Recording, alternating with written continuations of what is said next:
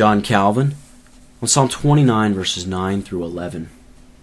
The voice of the Lord maketh the hinds to calve, and discovereth the forests, and in his temple doth every one speak of his glory. The Lord sitteth upon the flood, yea, the Lord sitteth king forever. The Lord will give strength unto his people, the Lord will bless his people with peace.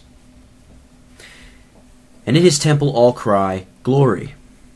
God's voice fills the whole world and spreads itself to its fullest limits, but the prophet declares that his glory is celebrated only in his church, because God not only speaks intelligibly and distinctly there, but also there gently allures the faithful to himself.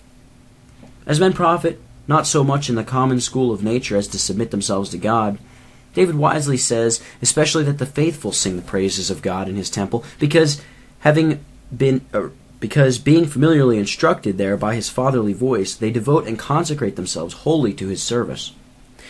It is the doctrine of salvation alone, therefore, which cheers our hearts and opens our mouth in his praises, by clearly revealing to us his grace and the whole of him. It is from thence that we must learn how we ought to praise him.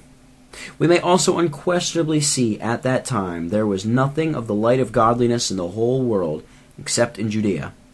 Even philosophers, who appeared to approach nearest to the knowledge of God, contributed nothing whatever that might truly glorify him. All that they say concerning religion is not only frigid, but also, for the most part, insipid. It is therefore in his word alone that there shines forth the truth which may lead us to true piety and to fear and serve God aright. The Lord gives strength to his people. The Lord blesses his people with peace.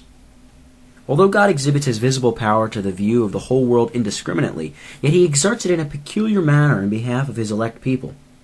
He does this not as one who overwhelms with fear and dread those to whom he speaks, but as one who upholds, cherishes, and strengthens them.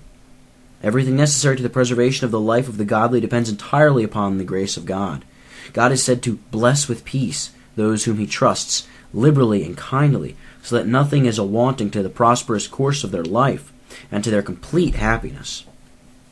From this we may learn that we ought to stand in awe of the majesty of God in such a manner, as to hope from him all that is necessary to our prosperity, and let us be assuredly persuaded that since his power is infinite, we are defended by an invincible fortress.